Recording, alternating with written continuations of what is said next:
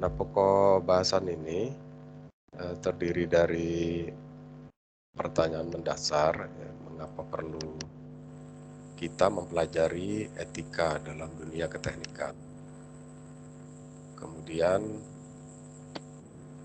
yang perlu diperhatikan, engineering itu akan dihadapkan kepada hal-hal atau situasi yang pada dasarnya kita belum ketahui. Kemudian kita juga akan membahas tentang etika pribadi versus etika bisnis. Apa yang membedakan? Kemudian bagaimana pengertian atau jangkauan dari etika, bagaimana jangkauan atau cakupan dari hukum, bagaimana hubungan antara etika dan hukum. Dan yang terakhir kita membahas hal-hal yang berkaitan dengan apakah masalah etika ini dapat kita pandang seperti masalah dalam desain.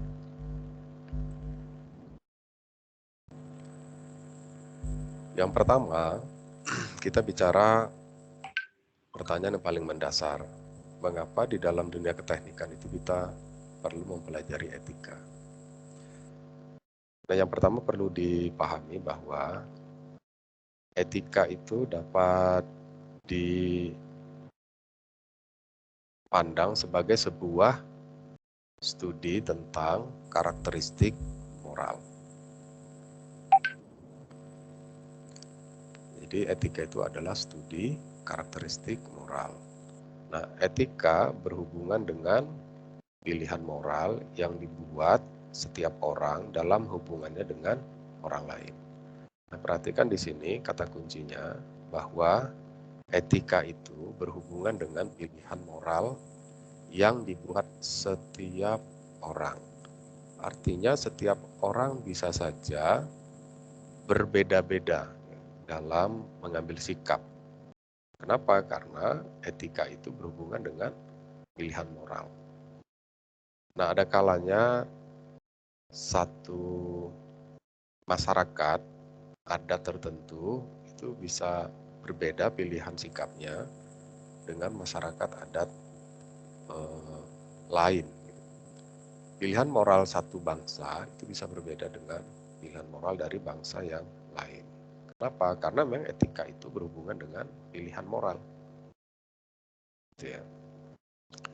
Nah, kemudian etika engineering adalah aturan dan standar yang mengatur para insinyur dalam berperan sebagai profesional. Jadi etika engineering itu bicara aturan dan standar.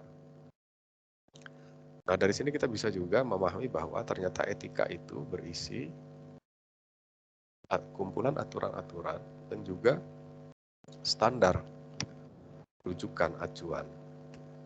Nah, etika engineering merupakan bentuk filosofi yang mengindikasikan cara para insinyur untuk mengarahkan diri mereka dalam kapasitas profesionalnya. Jadi etika engineering merupakan bentuk filosofi yang mengindikasikan cara para insinyur untuk mengarahkan diri. Jadi bentuk filosofi. Filosofi ini artinya pemikiran ya, pemikiran, sikap, keyakinan, gitu ya, yang mengindikasikan bagaimana seorang insinyur itu mengambil sikap. Nah, perhatikan juga bahwa di sini etika itu berhubungan dengan pilihan moral, gitu ya, pilihan moral. Nah, yang jadi pertanyaan sekarang, jangan sampai kita memahami bahwa kalau dia memilih seolah-olah tidak ada batasan, tidak ada standar, bukan itu. Kalau pilihan moral itu berarti sudah ada moralitasnya dulu. Dari sekumpulan moralitas yang ada, kita boleh memilih. Nah, itu yang dimaksud di sini. Maka yang menjadi pertanyaan mendasar adalah moralitas itu apa? Baik, kita lanjutkan terlebih dahulu. Jadi di dalam seorang insinyur mengambil sikap moralnya ya di dalam dia berpraktek ya, sebagai seorang insinyur, ada juga dikenal namanya otonomi moral. Otonomi moral itu apa? Yaitu kemampuan seseorang untuk berpikir kritis dan mandiri ya, tentang isu-isu moral dan menerapkan pemikiran moral ini pada situasi yang timbul dalam praktek karir profesional di bidang engineering. Jadi otonomi moral itu kemampuan seseorang untuk berpikir kritis dan mandiri. Nah, artinya di sini seorang insinyur itu memang dituntut berpikirnya kritis. Apa yang dimaksud dengan kritis? Yaitu berusaha memahami ya, sebuah pendapat melalui keyakinan dari pengetahuan yang dia miliki. Itu yang dimaksud kritis. Jadi kritis itu tidak selalu bermakna tidak gitu. Jadi contohnya misalkan kita kita mendengarkan pendapat orang lain. Nah, yang disebut kritis itu bukan bertentangan dengan pendapat orang lain. Jadi saya berpendapat, kemudian saudara berpikir kritis, maka sikapnya adalah melawan. Bukan seperti itu yang dimaksud kritis. Berpikir kritis itu ada yang memang bersikap berlawanan, ada pula yang bersikap sejalan, tetapi jauh lebih rinci ya dari apa yang disampaikan oleh orang lain. Itu berpikir kritis. Nah, kemudian di sini juga ya dalam otonomi moral itu kemandirian. Jadi seseorang itu ketika berpendapat bukan karena dipengaruhi oleh orang lain. Ada istilahnya tuh kooptasi. Kooptasi itu kalau dalam kehidupan sehari-hari kita akan melihat seseorang berpendapat itu selalu ingin membenarkan atau ingin melindungi orang tertentu atau sekelompok orang tertentu. Ternyata apabila kita telusuri seseorang ini berpendapat demikian karena memang ingin mendapatkan manfaat ya dari orang yang dia lindungi atau sekelompok orang yang dia lindungi. Itu namanya dikooptasi. Nah, kooptasi juga ada yang secara tidak sadar ya, dilakukan melalui doktrin-doktrin. Jadi sudah dipengaruhi ya. Apa yang kita pikirkan itu tidak independen lagi, tidak merdeka, tapi dipengaruhi oleh komunitas, dipengaruhi orang-orang tertentu, jadi dikooptasi. Jadi kalau mahasiswa melakukan kegiatan, dikatakan mandiri apabila semua yang mereka programkan itu dari hasil murni pemikirannya, bukan karena dipengaruhi oleh dosen, bukan karena dipengaruhi oleh pembina organisasinya, tapi memang murni, ya, murni dari hasil pemikiran, dan itu dilakukan atas keyakinan. Itu yang dimaksud dengan mandiri. Jadi berpikir kritis dan mandiri itu bagian dari otonomi moral. Gitu ya. Oleh karena itu, ketika kita berdiskusi ya di dalam sebuah ruang rapat para insinyur, moralitas yang salah satu moralitasnya itu adalah berusaha mendengarkan pendapat orang lain sampai selesai. Meskipun di awal kita sudah berkeyakinan akan berbeda. Kenapa? Karena ini otonomi moral ya. Seseorang diberikan kebebasan ya untuk berpikir kritis dan mandiri. Nah, nanti pada masanya kita juga akan mendapatkan kesempatan yang bersama untuk berpendapat. Nah, maka moralitasnya adalah memberikan kesempatan seseorang untuk memberikan pendapatnya. Nah, itu kan di dalam kehidupan sehari-hari kita sering mendengarkan hak asasi manusia ya, kebebasan berpendapat. Nah, itu bagian dari moralitas. Gitu. Nah, demikian juga, apakah seorang insinyur itu bisa saja menciptakan satu produk, ya, di mana produknya itu ternyata membahayakan keselamatan umat manusia. Nah, secara moralitas, apabila kita bisa buktikan hasil rancangan seorang insinyur hanya membahayakan manfaatnya disebut manfaat ya karena memang useful, nilai guna dari produk itu hanya untuk membahayakan keselamatan manusia, maka jawabannya secara moralitas itu harus ditolak. Kita ambil contoh misalnya bom atom. Bom atom itu jika digunakan, manfaat apa yang diperoleh? Ya tidak ada. Yang terjadi adalah kematian yang masif dari satu wilayah yang kena bom atom. Lalu kenapa bom atom itu digunakan? Nah, argumentasinya adalah supaya negara saya itu tidak duluan dibunuh oleh lawan perang.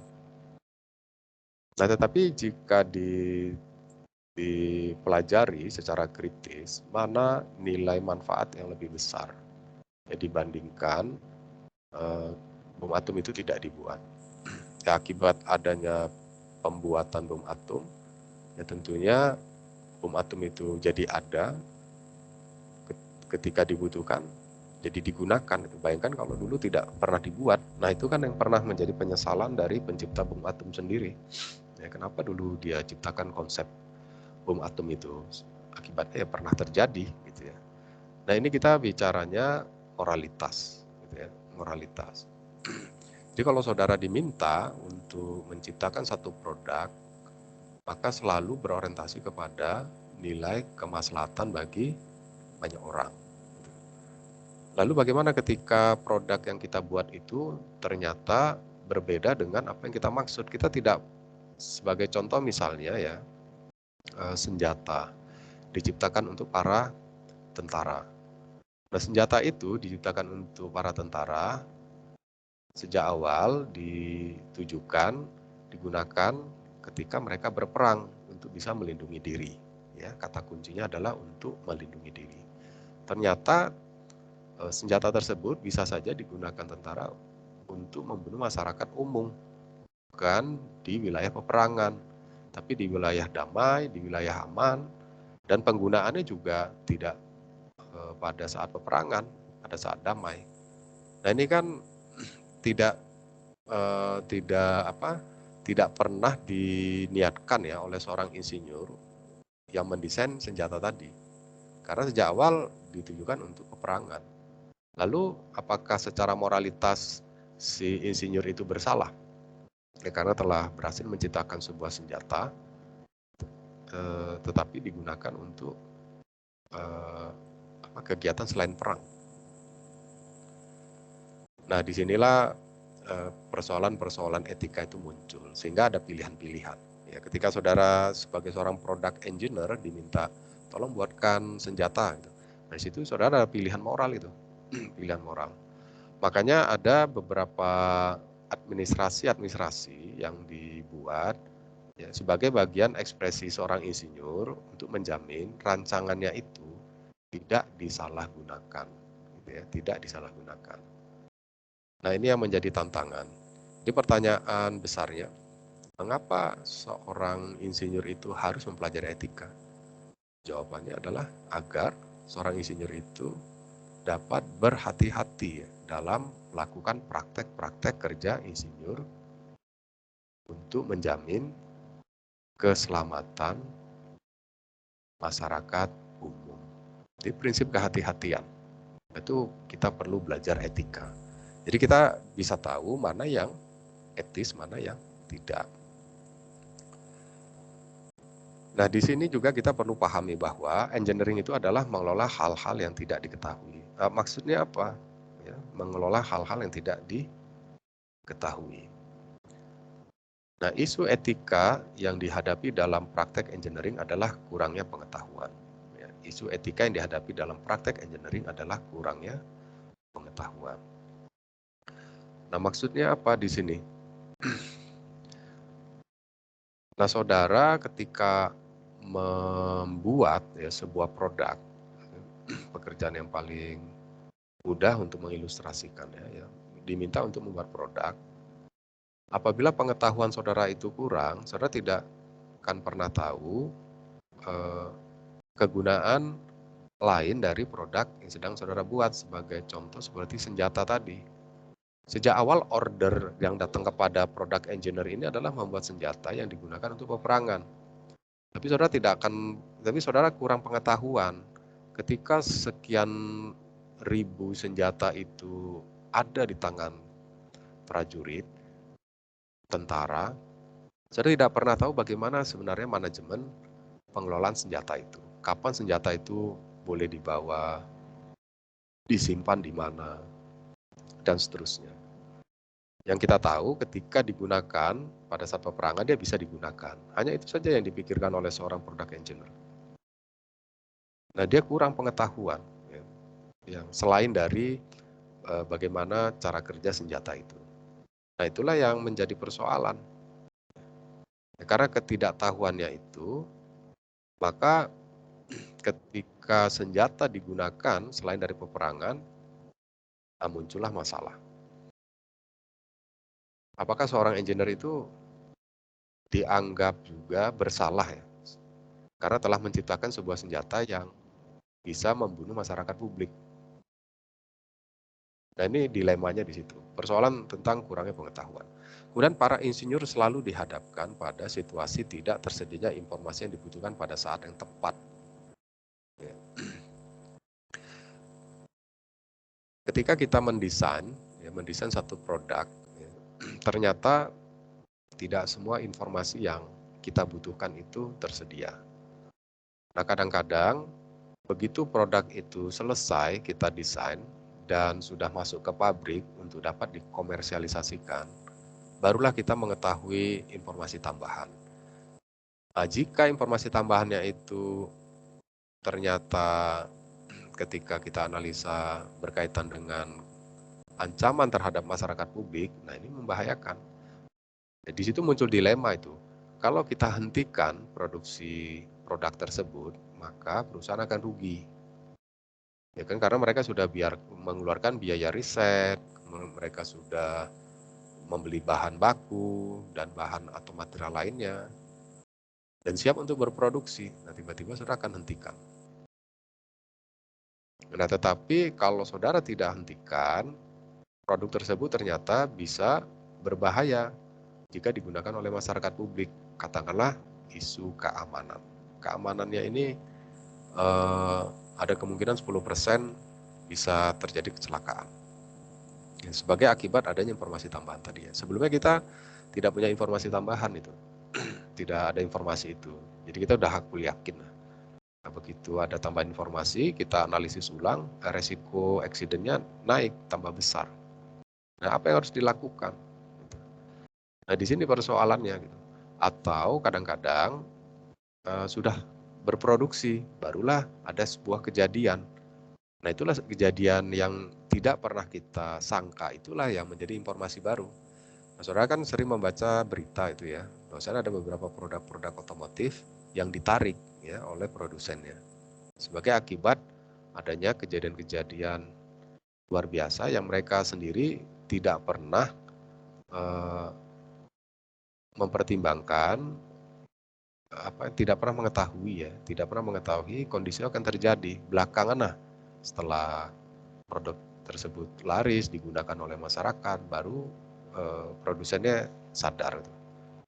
Itu kan ada beberapa kejadian ya, produk-produk yang ditarik ya, untuk keamanan, mereka ganti itu bagiannya. Masalah keamanan balon udara pengaman ketika terjadi tabrakan yang tidak berfungsi misalnya.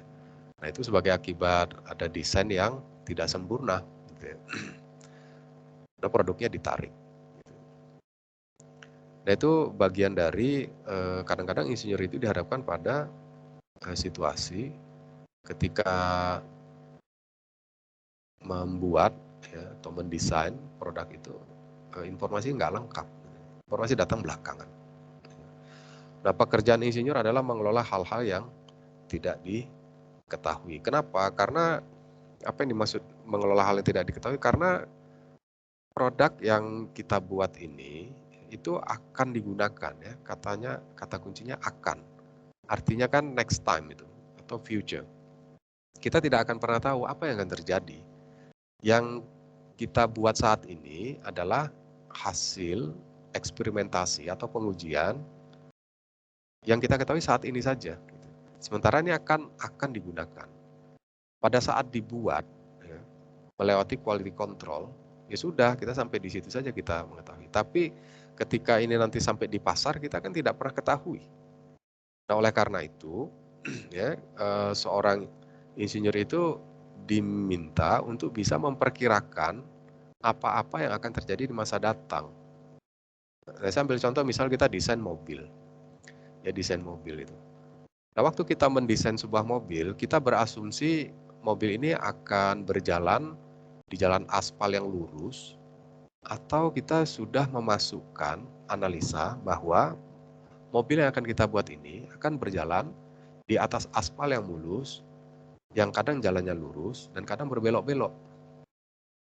Nah, ketika itu kita masukkan, pertanyaan lanjutannya kita sudah pertimbangkan apa tidak ketika hari hujan. Kemudian kita sudah pertimbangkan juga apa tidak ya, kita pertimbangkan atau tidak ketika jalan itu ada berlubang-lubang sedikit. Atau juga ternyata kendaraan yang awalnya kita desain untuk jalan beraspal, lurus berbelok-belok, oke pada saat ada hujan deras, boleh ada lubang-lubang sedikit, dan ternyata dibeli oleh konsumen, dia gunakan untuk jalan yang tidak beraspal, jalan katakanlah di daerah-daerah yang memang masih tertinggal. Kita pernah pertimbangkan itu tidak? Gitu. Kalau kita tidak pernah pertimbangkan, logikanya, secara etika, jangan pernah jual mobil yang sama sekali tidak dirancang ya. Rancangan itu bukan untuk jalan-jalan desa yang belum diaspal. Mobil itu tidak pernah didesain untuk masuk hutan, ya jangan pernah dijual. Kalau itu tetap dijual, maka secara moral ya itu ada kesalahan. Kenapa begitu terjadi kecelakaan, seorang insinyur harus ikut bertanggung jawab. Kenapa dia mengizinkan bagian marketing untuk menjual produk yang akan digunakan tidak sesuai dengan peruntukannya. Nah inilah yang menjadi tantangan ya. Karena yang dihadapi oleh seorang engineer itu bicaranya yang akan datang, kemudian ada kalanya informasi yang mereka butuhkan itu tidak tersedia pada saat mendesain. Kemudian harus menghadapi perilaku dari pihak-pihak lain. Ya, pihak-pihak lain. Pihak internal dalam hal ini bagian pemasaran, ya, yang sudah diwanti-wanti, ini hanya boleh dijual untuk digunakan jalan beraspal. Nah, kita ambil contoh juga ilustrasi begini. Saudara sering melihat di kehidupan sehari-hari ambulans ya. Nah, kan ada ambulans itu ternyata ya ambulansnya itu yang kita lihat adalah bukan kendaraan khusus untuk ambulan. Kita melihatnya juga untuk travel, untuk kendaraan keluarga, tapi kok tiba-tiba disulap bisa jadi ambulans ya. Nah, yang jadi pertanyaan itu boleh tidak secara moralitas ya, dari pandangan etika profesi itu tidak diizinkan. Jadi seorang engineer ketika diminta untuk memodifikasi ya, sebuah kendaraan keluarga menjadi kendaraan ambulans itu tidak diizinkan. Ya, itu melanggar etika, melanggar moralitas. Ya. Itu bisa kita sebut engineer tidak profesional. Kalau ambulans dia punya requirement technical sendiri, ya harus didesain kendaraannya dedicated untuk ambulans, untuk mengangkat orang sakit. Jangan pernah ubah yang bukan peruntukannya kendaraan keluarga, kendaraan yang sifatnya family car ya, pribadi, yang memang untuk keadaan sehat, normal, kemudian dimodifikasi untuk ambulan. Itu secara moralitas tidak dibenarkan ya dalam pandangan etika profesi. Ya. Sebab apa? Sebab kita mengetahui ada informasinya, ada orderan untuk ambulan. Jelas ini informasinya. Kenapa kita tidak masukkan informasi itu dalam desain kita? Itu menjadi sebuah kekeliruan begitu. Nah, itu tantangan-tantangan dalam dunia etika. Sekarang kita bicara apa itu etika pribadi dan apa itu etika bisnis. Nah, sekarang kita perdalam dulu terkait dengan etika pribadi. Etika pribadi adalah cara kita memperlakukan orang lain dalam kehidupan sehari-hari. Jadi ini bicara keseharian. Bagaimana cara saya memperlakukan mahasiswa, bagaimana cara mahasiswa memperlakukan teman-temannya. Itu etika pribadi. Artinya aturan-aturan yang melatar belakangi sikap ataupun pemikiran saudara itu adalah kepercayaan agama saudara, adat istiadat saudara, aturan-aturan standar-standar yang berlaku di keluarga Anda. Nah, itulah yang memberi pengaruh terhadap praktek-praktek etika pribadi Anda. Nah, lalu bagaimana dengan etika bisnis ini atau etika profesional? Itu berkaitan dengan pilihan-pilihan pada tingkat organisasi. Nah, kita tidak bisa memaksakan kehendak, ya, keyakinan di komunitas kita atau di keluarga kita bawa dan kita paksakan untuk berlaku di dalam perusahaan kita. Jadi di sini etika bisnis itu lingkupnya adalah organisasi, company. Nah, di dalamnya ada individu-individu. Setiap individu-individu memiliki etika pribadi. Nah, tidak seluruh etika pribadi itu sejalan ya dengan etika organisasi. Lalu siapa yang harus mengalah? Ya, moralitasnya adalah etika pribadi yang harus mengalah ketika berbenturan dengan etika organisasi. Nah, kita ambil contoh.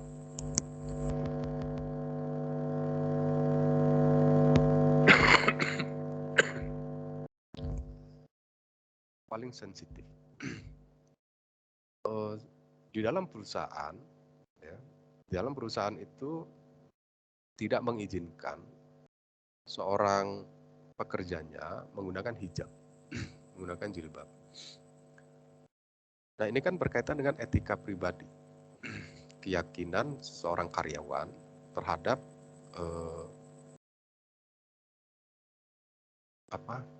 perilaku sehari-hari atau peribadatannya. Lalu apa yang harus dilakukan oleh seorang karyawan ini? Bolehkah dia melawan? Nah, karena yang berlaku ya, dalam etika bisnis di sini sudah dirumuskan untuk kepentingan organisasi. Ketika seorang karyawan yang memang peraturannya itu melarang karyawan yang menggunakan hijab, dia melawan, maka organisasi atau etika organisasi tersebut akan memasukkan sikap dari karyawannya itu adalah indisipliner, tidak disiplin. Dalam pandangan etika itu wajar. Nah, justru yang perlu kita kritisi adalah mengapa etika organisasi ini tidak mencari tahu bahwa ya, praktek-praktek keagamaan di muka bumi ini ada yang meyakini penggunaan hijab sebagai bagian dari keyakinan dia. Justru itu yang jadi pertanyaannya. Kita harus bedakan ya. Ketika ada sebuah standar itu berlaku dan kita melawan standar itu, maka kita sampai batas itu, maka kita bisa dikatakan tidak mengikuti standar. Nah, sampai di batas itu. Tapi kita perlu kritisi, justru yang kita persoalkan adalah mengapa standar itu tidak mengakomodir praktek-praktek religius dari satu keagamaan. Dan justru di situ persoalannya. Maka yang harus diubah adalah standarnya. Etikanya itu yang harus dirumuskan ulang. Begitu. Maka kita harus bisa memahami ketika saudara bekerja dan pimpinan saudara menerapkan sesuai dengan standar yang berlaku, tapi itu berbeda dengan keyakinan, kita harus hargai ya, pilihan moral dari pimpinan kita itu. Justru yang kita kritik itu bukan sikap pimpinan kita. Yang perlu kita kritik adalah rumusan dari etikanya itu. Nah, di situ yang kita masuk menghargai pendapat orang lain. Dan di situ juga yang kita masuk sebagai pilihan moral. Jadi saudara harus bisa ya, berpikir kritis ya untuk bisa membedakan. Jadi jangan serta-merta apabila seorang individu yang mengambil sikap berdasarkan aturan yang berlaku dan secara filosofi kita tahu aturan itu tidak adil, kita jangan mempersalahkan pimpinannya. Yang kita persalahkan adalah aturannya itu. Nah, pimpinannya ini, ya, pimpinan Anda itu, dia hanya mempraktekkan. Dan dia mempraktekkan itu karena dia memang meyakini secara moralitas. Nah, di sana kita harus saling menghargai. Oleh karena itu, ketika kita berontak, kita tidak bermoral ya apabila kita bersikap kasar ya kepada pimpinan kita. Kenapa? Karena ini pilihan moral. Yang perlu kita yakinkan adalah bahwa pilihan moral para pimpinan kita itu keliru. Nah, itu yang perlu kita yakini dan kita minta untuk diubah begitu. Nah, ketika pimpinan kita itu tidak menerima usulan kita untuk mengubah, ya, itu juga pilihan moral. Gitu. Lalu apa yang harus kita yakini? Harus kita sikap yang diambil. Nah, kita lihat ada banyak contoh ya, contoh yang disebut namanya idealisme. Maka si engineer itu akan keluar ya dari organisasi itu. Kenapa? Karena bagi mereka pilihan moral yang ada di organisasi tersebut itu tidak universal. Gitu. Nah, jangan yang justru dilakukan adalah tindak kekerasan dengan membakar, dengan mencaci maki, itu justru tindakan yang tidak bermoral. Gitu ya. Sekali lagi ya, di dalam etika filosofinya itu adalah sikap-sikap individu itu adalah pilihan moral dia dan kita harus menghargai. Ketika kita yakini, kita punya keyakinan, itu keyakinan kita, bukan keyakinan orang lain.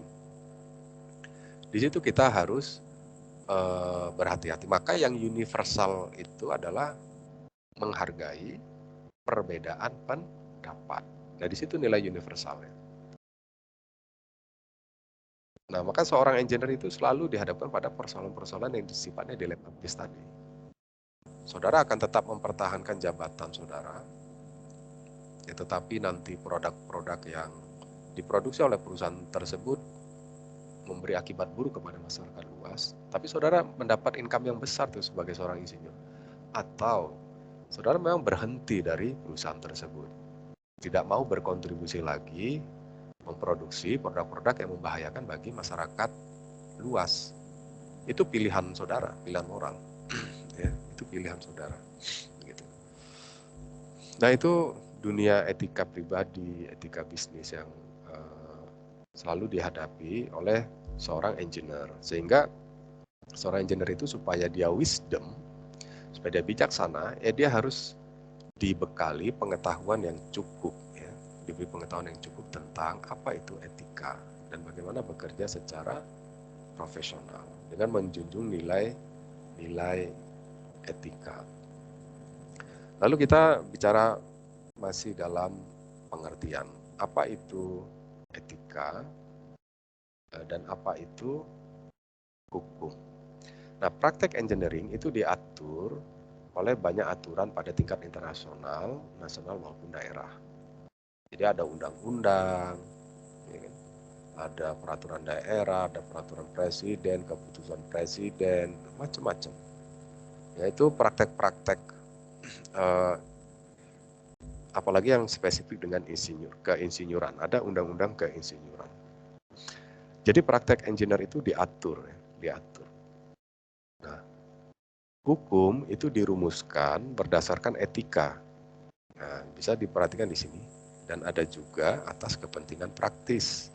Jadi hukum itu dirumuskan berdasarkan etika.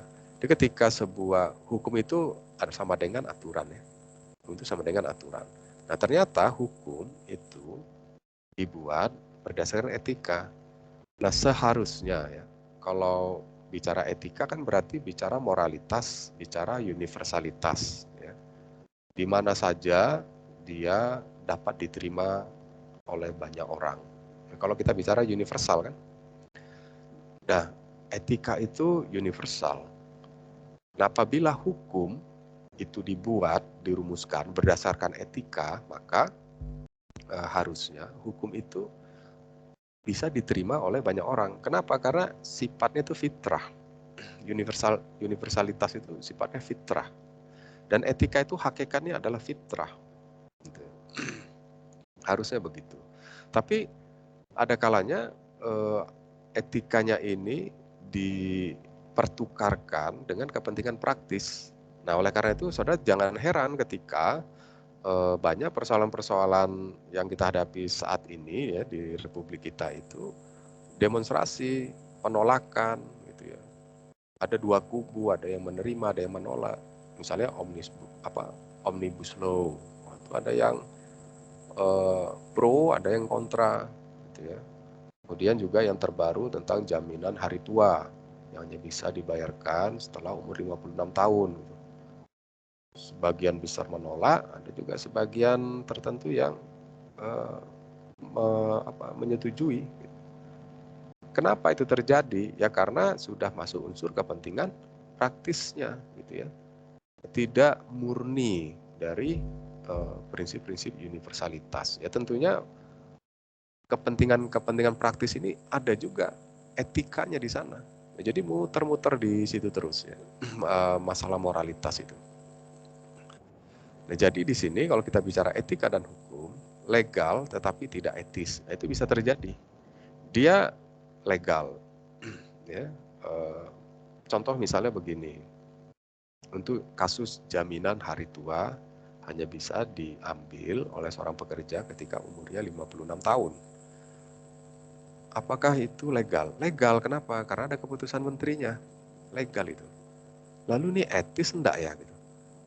Bagi kalangan yang tidak setuju, dia kan berpendapat, masa uang pribadi para pekerja yang dipotong setiap bulan, ketika dia umurnya 36 tahun, diberhentikan, ya, maka menunggu 20 tahun kemudian dia baru bisa ambil tabungan hari tuanya itu. Menunggu 56 tahun kan? Etis enggak ini? Uangnya pekerja, ya. Yang bekerja, itu hak dia, dipotong sebagai tabungan. Tapi mengambilnya itu diatur. Ya, diatur setelah 56 tahun. Etis enggak? Nah, kan di situ persoalan antara etika dan hukum. Nah, secara moralitas ini bagaimana? Maka kita harus dalami dulu apa yang menjadi argumentasi umur 56 tahun baru diambil. Nah, bisa saja jika kita telaah, argumentasinya adalah seluruh pekerja itu diasumsi ya. Bekerja terus-menerus sampai 56. Umumnya kan pensiun itu 56 kalau di private sector. Itu asumsi dasarnya. Mereka tidak memasukkan informasi kemungkinan seorang pekerja itu akan berhenti sebelum 56. Tapi asumsi itu mereka masukkan berhenti sebelum 56 itu apabila wafat, apabila kecelakaan kerja dan mengalami cacat permanen. Nah, itu diizinkan sebelum 56. Tapi selain dari itu diasumsi ya, mereka kerja aja terus. Kenapa asumsi ini masuk akal? Karena tidak mungkin seseorang itu berhenti bekerja, bagaimana dia mencari nafkah? Nah, itu yang menjadi asumsi. Nah, disinilah yang muncul dilema tadi bahwa informasi ada kalanya itu kita butuhkan tetapi tidak tersedia. Ya bisa saja tim perumusnya itu tidak mendapatkan informasi berapa probability ya, seseorang itu akan berhenti bekerja dalam keadaan di luar ya, mengalami kecacatan permanen maupun kematian. Berapa sih probability seorang itu akan menganggur? Dia berhenti dari pekerjaannya dan tidak mendapatkan pekerja berikutnya. Bukan dia tidak mau bekerja, tapi dia tidak mendapatkan ya pekerjaan berikutnya. Misalnya saja awalnya menjadi seorang staf di satu perusahaan, diberhentikan, kemudian dia berdagang. Nah kan tidak melanjutkan pekerjaan, kalau melanjutkan di perusahaan lain, bisa dilanjutkan masuk akal. Tapi kalau dia dari staf menjadi berdagang bagaimana? Ya kan tidak merasa tidak etis ya, merasa tidak adil ya si pekerja ini. Uangnya tidak bisa dia ambil. Kalau jaminan hari tuanya itu bisa dia ambil sebelum umur 56 ya, ketika dia baru diberhentikan dari perusahaannya, maka itu bisa dia manfaatkan ya untuk menafkahi keluarganya kah, atau memang dia gunakan sebagai bagian dari modal dia untuk berdagang. Nah kan di situ pro kontranya. Ilegal tetapi etis. Ada juga kejadiannya itu dia ilegal tapi etis gitu ya. Tidak bisa diterima secara hukum ya. Salah tindakan itu. Tapi orang masih menganggapnya itu wajar gitu. Itu kira-kira ilustrasi syariat. Contohnya apa? Nah, ini kita bisa ambil contoh dalam kehidupan sehari-hari ya. Apa mencuri itu adalah tindakan ilegal. Mencuri adalah tindakan ilegal.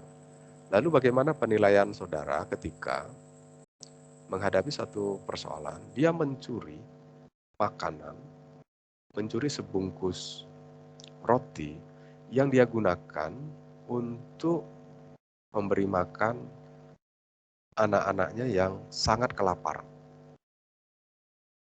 Nah, di sini akan ada degradasi, penurunan ketegasan kita terhadap tingkat ilegalitasnya. Ya. Kita langsung menjadi memahami ya, dia terpaksa mencuri karena memang dia tidak memiliki uang dan sementara anak-anaknya itu harus diberi makan. Nah, di sini contoh ilegal tetapi jadi etis. Nah, yang perlu kita garis bawahi di sini ya, bahwasannya kalau mana yang diutamakan sih sebenarnya kan gitu ya. Persoalan legal dan ilegal itu. Ya tentunya dalam praktek kehidupan sehari-hari ya legalitas. Apapun alasannya, mencuri itu tidak dibenarkan. Maka etikanya atau moralitasnya nanti muncul ketika dalam tindakan. Nah, ini kita bisa perhatikan dalam kehidupan sehari-hari ya. Kejaksaan memfasilitasi supaya mencabut tuntutan, didamaikan. Nah, itu bagian dari isu-isu tentang ilegalitas tadi. Tindakannya ilegal, tetapi ternyata dia lakukan itu bukan semata-mata untuk mencari keuntungan pribadi atau untuk berfoya-foya, tapi semata-mata untuk bertahan hidup. Nah, ini kan sering kita dapatkan informasi-informasi viral ya. Nah, tapi jangan kita berpikir seolah-olah itu jadi pembenaran. Ya. Ilegal ya tetap ilegal. Gitu ya. Nah, yang wisdomnya itu ketika kita menindaklanjuti tindakan ilegal itu. Yang pertama harus dinyatakan ini tindakan ilegal. Ketika kita masuk ke dalam tahap punishment, pemberian hukuman, nah disitulah kita munculkan moralitas kita. Ya, moralitas kita. Ya, ada juga cerita seorang nenek mengambil kayu bakar di kawasan hutan lindung milik pemerintah. Tindakan memasuki area yang dimiliki oleh orang lain itu diatur oleh undang-undang. Ya, tidak diizinkan kita memasuki wilayah yang jelas pemiliknya tanpa izin. Itu kan sama orang lain memasuki rumah kita tapi tanpa izin. Maka kita bisa sebut dia itu maling. Apalagi dia mengambil barang-barang yang ada di pekarangan rumah kita. Belum masuk ke dalam rumah ya. Itu tindakan ilegal. Nah, dia menjadi persoalan moralitas ketika kita tanya apa motivasi si nenek. Ya, dia hanya mengambil kayu bakar yang dia gunakan untuk memasak. Tidak ada keuntungan yang melampaui dari itu. Dia tidak gunakan kayu bakar itu untuk dijual, mendapatkan uang untuk berfoya-foya, tidak, tapi semata-mata untuk memasak. Dan kenapa dia lakukan itu? Karena memang dia tidak memiliki uang ya, untuk bisa membeli kompor gas, minyak gas, ataupun minyak tanah. Kemudian nenek itu berada di sekitar hutan itu. Nah, jadi kan persoalan moralitasnya muncul di sini. Tapi apakah tindakan yang dilakukan si nenek ini legal? Tidak. Karena secara hukum, memasuki kawasan tanpa izin itu tindakan ilegal. Nah, itu fenomena ilegal, tapi etis. Nah, seorang engineer, ya, apakah boleh ya tidak mengikuti standar internasional yang berlaku? Apabila kita mendesain satu produk tidak mengikuti standar, maka itu kategori ilegal. Tapi ini benar-benar saya tidak mau ikuti karena saya yakin standar itu justru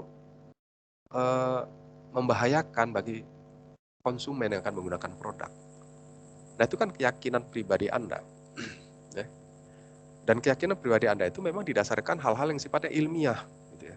Tapi belum diakui oleh masyarakat internasional. Lalu bagaimana saudara untuk bisa memilihnya gitu? tetap mengikuti standar internasional atau mengikuti keyakinan ilmiah pribadi Anda. Nah, dilema kan di situ. Nah, bisa jadi standar internasional yang telah berlaku bertahun-tahun itu belum mendapatkan informasi tambahan ya. Seperti apa yang Anda dapatkan dari hasil riset Anda. Dan sebaliknya, saudara juga harus berhati-hati. Jangan-jangan ada informasi tambahan lain ya, yang berkaitan dengan hasil penelitian saudara yang baru tadi itu, yang sementara waktu saudara yakini. Nah, di sini yang dimaksud berpikir kritis dan mandiri. Itu. Jadi semua yang saya jelaskan ini selalu suasananya itu galau ya, selalu suasananya itu dilematis. Nah, karena itu persoalan etika. Masalah etika itu mirip dengan masalah desain. Bagaimana sebenarnya ciri-ciri desain itu? Ciri-ciri kegiatan mendesain itu selalu banyak alternatif. Kalau saudara mendesain satu produk atau satu peralatan, itu tidak cuma satu kemungkinan itu. Banyak alternatif-alternatif rancangannya itu. Kemudian saudara nanti akan sampai kepada satu pilihan saja. Jadi ciri-ciri desain itu banyak solusi. Kemudian membutuhkan pengetahuan yang luas. Kalau kita mendesain satu produk, kalau kita diminta untuk menjalankan sebuah pabrik. Kemudian ada alat analisisnya. Nah, ini ciri-ciri desain engineering. Nah, etika itu, masalah etika juga sama. Ketika kita dihadapkan pada persoalan yang dilematis, solusinya itu, kalau kita pandang itu sebagai sebuah masalah, solusinya itu banyak kemungkinan, banyak solusinya. Dan memutuskan ini etis atau tidak, itu butuh pengetahuan yang luas. Kemudian harus ada tekniknya, teknik analisnya. Tidak bisa pakai rasa-rasa. Nah, itu mengapa kita sebut masalah etika itu mirip dengan masalah desain, gitu ya. Nah, di sini masalah-masalah etika tidak mempunyai jawaban yang pasti. Nah, itu saudara harus pahami ya, berbeda dengan masalah matematika. Jadi apapun sikap yang kita ambil, itu kita harus sadar tidak akan dapat diterima 100% oleh orang lain. Kenapa? Karena memang tidak pasti dia. Oke, nah, berikutnya adanya kesamaan ini, maka pendekatan engineering dapat digunakan untuk menyelesaikan masalah etika. Nah, kita nanti bisa menggunakan beberapa prinsip-prinsip engineering untuk menganalisis ya, persoalan-persoalan etika. Baik, itu yang saya sampaikan untuk memahami filosofi dari mengapa kita perlu mempelajari etika engineering.